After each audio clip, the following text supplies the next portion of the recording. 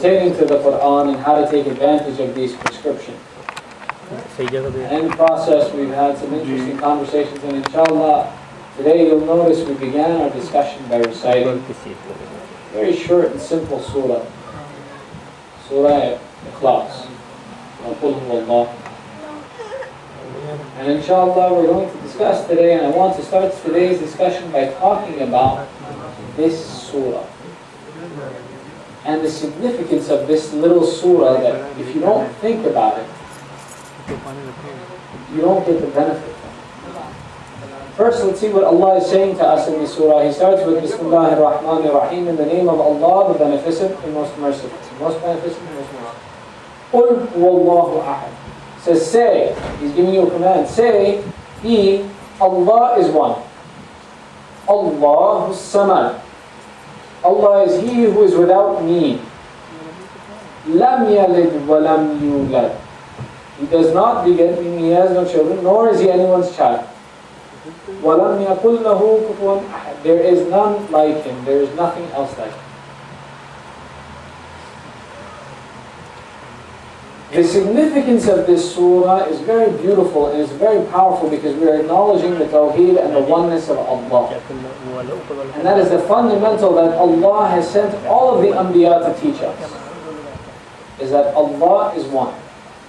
He has put signs for us, if we were to think about it, in this earth to recognize that there is only one God. He has given us an aql, and He has tested us with this aql to say that this is your responsibility to recognize me and come search for me. And then He has given us resources with the Quran and with the Anbiya and then the Ahlul Bayt to understand that Allah is one. So it is without a doubt that when we talk about this surah, the importance of this surah is such that our Prophet Rasulullah sallallahu alaihi wasallam.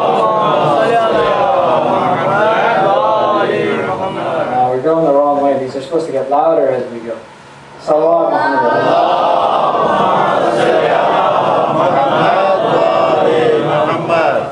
Thank you.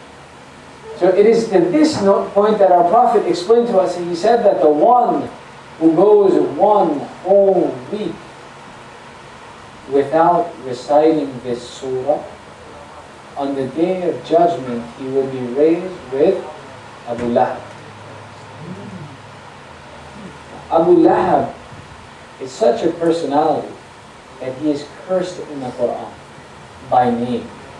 There is a surah specifically for cursing this individual because of his characteristics and his behaviors. So imagine then that the one who disregards this surah has such a low status. The one who goes a week without reciting this surah has such a low status. The one who recites his prayers, for example, without the recitation of the surah, his prayers are questionable to be answered. Imagine the august status of the surah. To this end, there was one companion of the Prophet. His name was Sa'ad bin Maz. Sa'ad bin Maz, when he passed away, Rasulullah went to go take the janazah of this person to bury this person. And when he took this person to be buried, he noticed something very different from all the other companions who had passed away.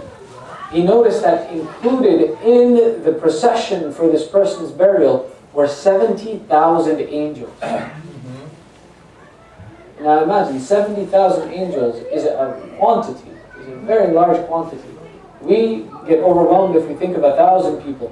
Or even, alhamdulillah, inshallah, one day when this hall is full, and inshallah that'll be before Eid. Everybody comes for Eid prayer, but hopefully they'll come before Eid prayer. And this hall is full and we say, maybe there's 200 people. But Sa'ad was such a person that 70,000 angels came for his funeral and to pray the prayers for his funeral.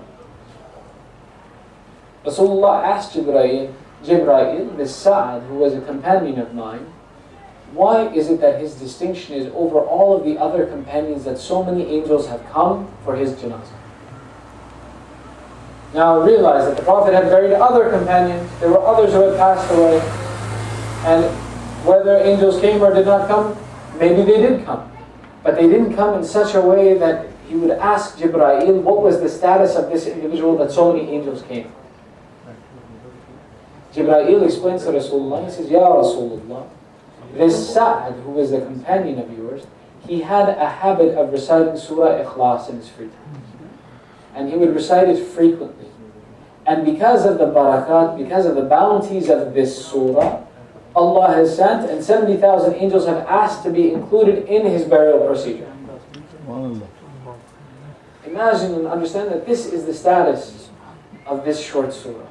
That, as we mentioned before, that the correct recitation, the recitation with understanding, will give us these benefits, will give us these elevated status, and give us these relationships. Imam Ali, Amir al-Mu'mineen,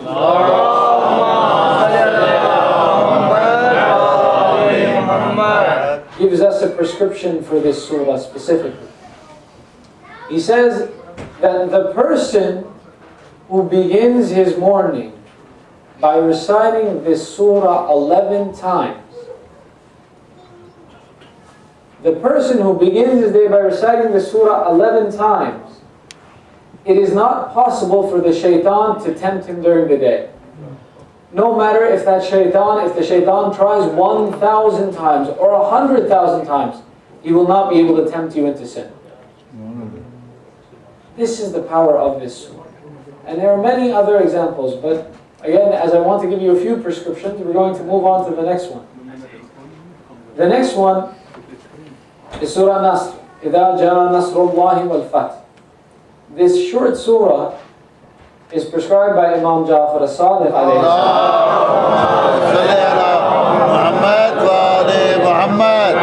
That's a pretty good salawat, but you know what's funny is I can hear the adults more than I can hear the young people. Let's try again.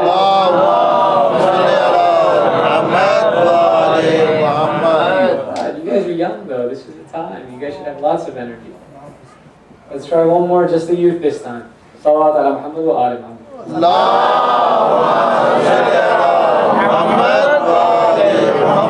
I see we have a lot of older youth here too.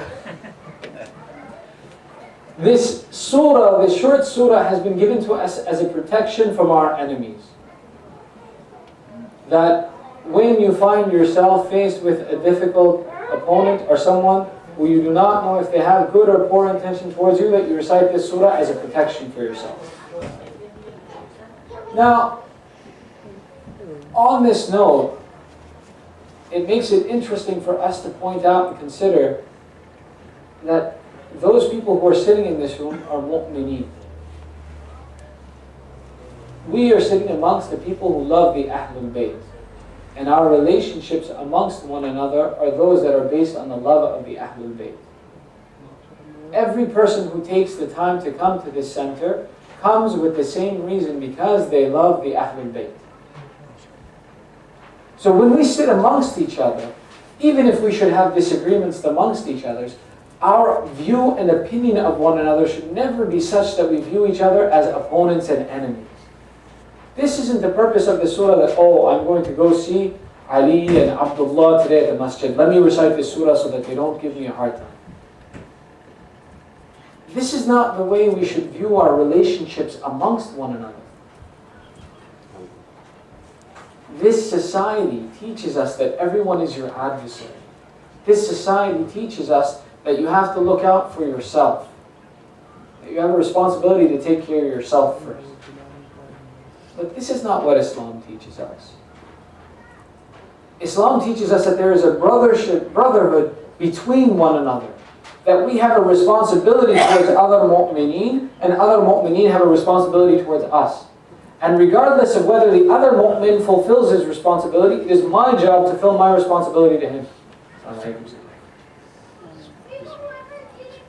And that if I have the feeling that this other believer is not fulfilling his duty towards me, is not treating me fairly, is not being kind to me, what should I do? Should I stop treating him fairly?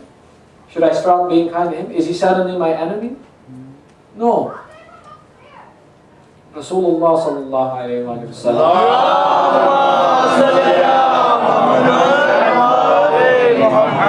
sallam teaches us that if we should find that another mu'min has made a mistake, or if we should find that he has done something incorrect, we should make 70 excuses for that believer before we blame them and they said that they had ill intention towards me, or that they did something wrong. More often than not, in this day and age, we don't even wait for somebody to do something wrong before we blame them and say that they are bad people or they had bad intentions towards me. Say, I just don't like the way that guy looks. Or, did you see what he's wearing today? Look at that. Who would wear something like that? The person hasn't done anything yet. And suddenly we make an enemy out of them and we start mistreating them. This, brothers, is a problem that we have, that we don't give each other the benefit of the doubt. We don't work with each other. The Shia, the people who love the Ahlul Bayt, should follow their example. And the example of the Ahlul Bayt is so beautiful that this one person came to Imam Zainul Abidin.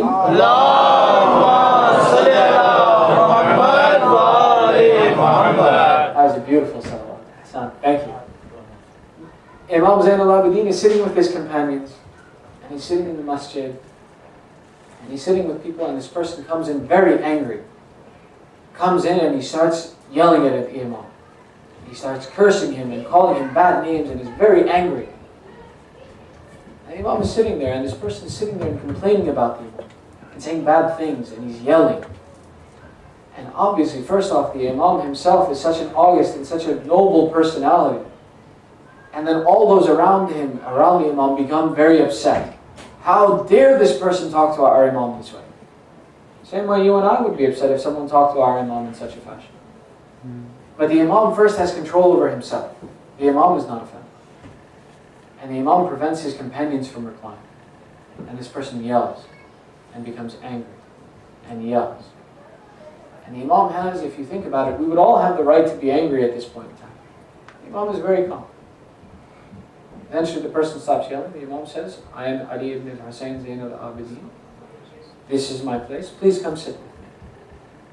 And the person's like, I just said all these bad things to you, and you're inviting me to sit in your company? The person comes and he sits in the company of the Imam, and he calms down and he realizes who it is that he said these things about.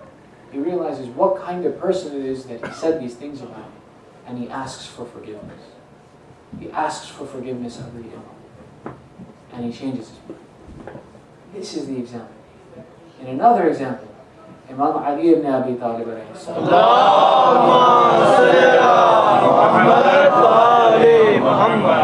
saw a woman who was walking down the street, and in her hand she was carrying water.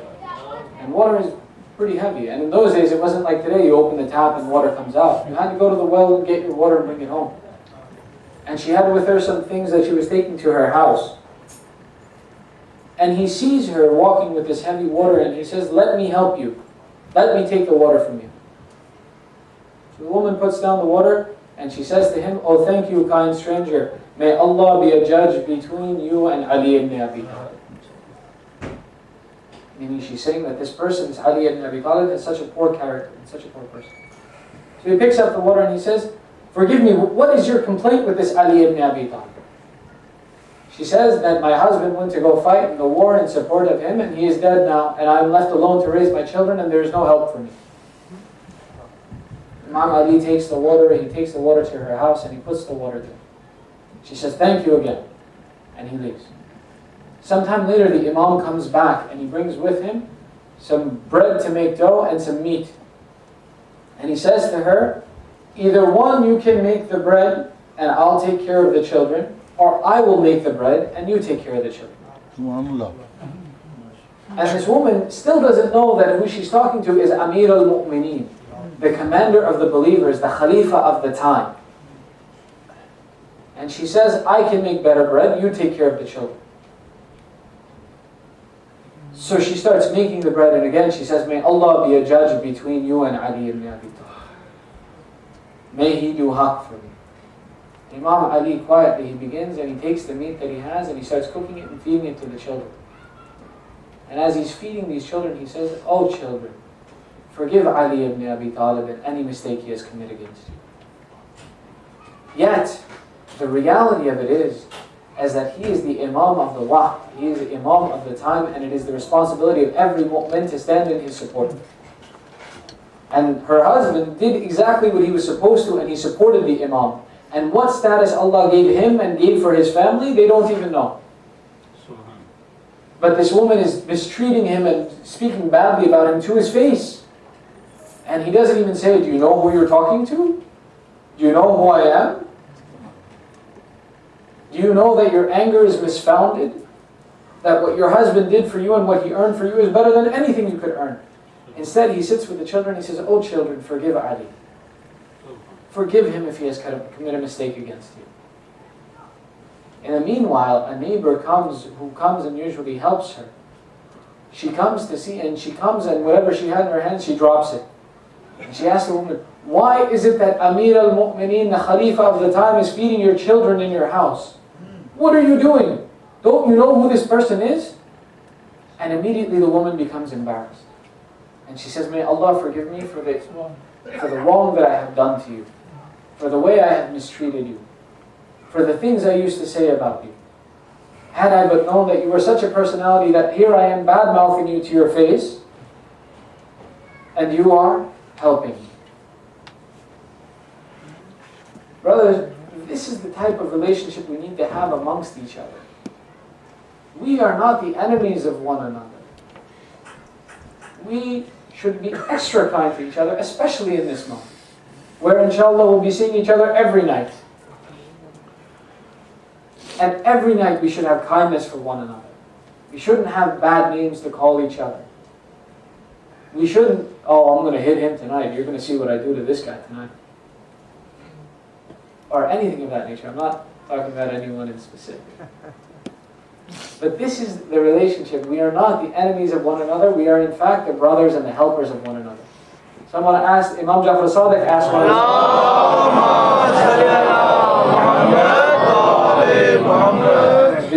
this person came to visit Imam from far away, so Imam wanted to ask him about the condition of the people in his town. So he said, are there mu'mineen in your town? Are there believers? He says, yes. He says, what is their condition? He says, some are wealthy and some are poor. He says, is your relationship amongst each other such that the poor can take from the rich without having to be embarrassed to ask for help? Yeah, Imam, maybe there are some people like this, but it is not the common process. He says, it is unfortunate because the right of a mu'min on another mu'min is that he should not have embarrassment in taking from each other. To such an extent, there is another riwayat that he says that he can put his hand in the other woman's pocket and take it out. We don't live in such a time that we can even feel comfortable talking about this. We should at least feel comfortable that our tongues are safe from one another, that our attributes and our behavior, and that we should feel comfortable in sitting in the company of each other. This is what it means to be a mu'min and a brother to each other. There is no enemy amongst us here. There is no one here who has ill intentions or is meant to hurt each other here. That's what we need to remember when we sit with one another, and that we remember. And I've tangented, but this was a very important point, especially during this month where we spend time with one another and we see each other so much. The next surah that I wanted to talk to you about was about Surah Kafirun. And the first prescription is that the person who recites Surah Kafirun in the first rakat, and then in the second rakat recites Surah Iqlas, Allah forgives him and his family, and he is included in the virtuous people. This Surah Kafirun, for the first time you recite it, Allah forgives you and your sins. The second time you recite it, He forgives your children. The third time you recite this surah, look at the mercy of Allah, He forgives even your friends. Look at the beauty of Allah and the mercy of Allah. Our Imam explains that the person who recites this regularly dies the death of a martyr, a shaheed, one who has borne witness to the faith in Allah. This is the beauty. And there are more than this too. We have even more prescriptions than this. But the most important part is that we apply these prescriptions correctly. To that end, the next one that I want to share with you is a verse from Surah Baqarah. And this will inshallah segue us into our next conversation. But whenever you find yourself in a state of difficulty, or you find yourself in any kind of a problem, you recite this short verse. Bismillah ar-Rahman ar-Rahim. إِذَا سَأَلَكَ عِبَادِي عَنِّي فَعِنِّي كَرِيمٌ أُجِيبُ دَعْوَةَ الدَّاعِ إِذَا دَعَانِ فَلْيَسْتَجِيبُوا لِي وَلْيُؤْمِنُوا بِي لَعَلَّهُمْ يَرْشُدُونَ. This is Allah talking to the Prophet. He says, and when the people ask you about me, about Allah, tell them that I am near. أَنِّي كَرِيمٌ أُجِيبُ دَعْوَةَ الدَّاعِ, and I respond to the caller when he calls to me. So tell them to have faith in me and call to me, and I will answer to them. So whenever you find yourself in a difficulty, this is a short verse. I believe, saying that, verse number 187? 186, or I believe it's 186 or 187. We'll double check it. But this is a short verse. And you memorize it, and any difficulty that you're in, you say, oh Allah, I'm calling you, and you have said that when we call on you, you answer us. Answer my call. So inshallah, starting tomorrow, we're going to start a discussion around supplication. The art of dua, and how to ask Allah, and how to make dua. And our Imams have taught us this. Imam Sajjad, Imam Zainul Abidin has written a very particular book called Sahifa Sajjadiyah. And the beauty of this book, I'll describe to you tomorrow because we're out of time and it's time for Azan, inshallah. And then we'll start a discussion from this book, Sahifa Sajjadiyah, and then we'll go through supplication. And we'll even discuss a prescription of 12 things to remember when making dua to make sure your dua is accepted. Alright? So let's end with reciting Dua Faraj for Imam Zaman. And again, at this time of Maghrib, we make dua, we ask Allah for nothing else except for it to return our Imam to us. That may we be worthy and may our Imam be with us soon. It's verse 186. Bismillah ar-Rahman ar-Rahim. Allahumma kulli waliyyika al-Hujjat ibn al-Hasan salawatuka alayhi wa ala abai fi hadhihi as-sa'a wa fi kulli sa'a وليا وحافظا وقاعدا وناصرا ودليلا وعينا حتى تسكنه أرضك طوعا وتمتعه فيها طويلا برحمتك يا أرحم الراحمين. اللهم صل على